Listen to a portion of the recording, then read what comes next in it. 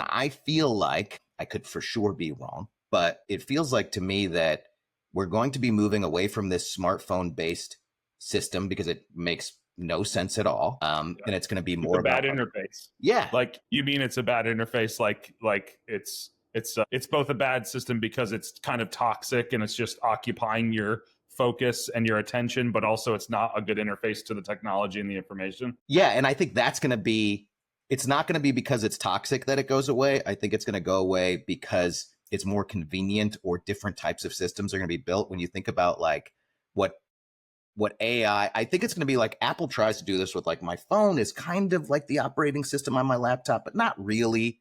Like I still have to text myself shit.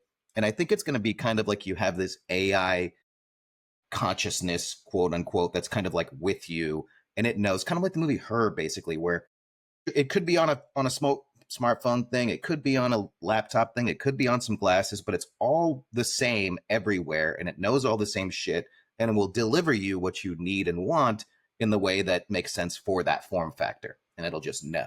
And so when you take that away, I think you're exactly right. And I think that I really do believe, I genuinely believe this. It's not just an idea.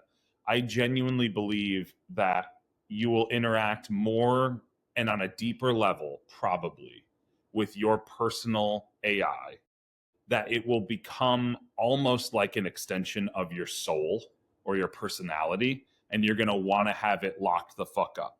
And I think that there's like a great, to me, there's actually like a security convergence for AI, the amount of energy and thought and your personality that you're going to download into it to be able to get accurate things out of it, so it understands what you're saying and how you communicate and what you mean when you say this and all that, and way beyond that, right? But that's just scraping the top of it. But it's going to truly be able to predict your behavior, know you better than anyone else knows you.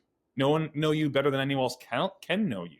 And that's a tremendous amount of power, because on some level, is that you? Is that you right there? And, you're going to want that like on more than lock and key, because your sovereignty as a human being is that no one can take me.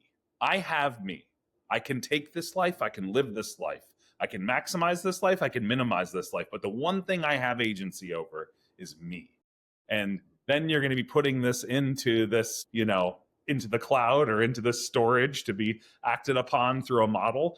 And you're going to want that to be controlled. You're going to want to own that, and you're going to want to secure that. So I think there's an opportunity with the blockchain to secure that, to make that infinitely, extremely secure. Whereas like, you have to it has to measure your biorhythms. It has to measure whatever to get through many keys and codes to be able to access it. And so it's going to be really, really extremely secure, because it's your personal sovereignty.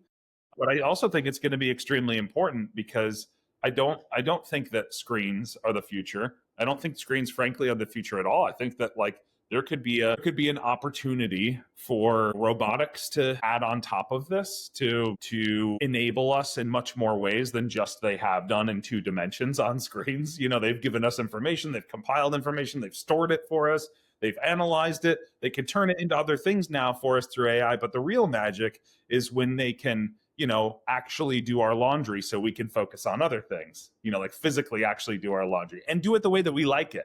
Not the way that you picture a robot doing it, because a robot's like, okay, dirty laundry, need clean laundry. Maybe the first logic it applies is I throw all this out and then I go rebuy it, right?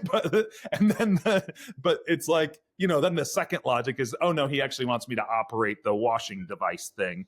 And then, they wash all your colors on hot and they dry them in Chernobyl, and then you get your t-shirts back and they're this big, and you got to teach them how to do that. You got to teach them how to wash your dishes the way you like them. You got to walk them through it. It's like having a kid.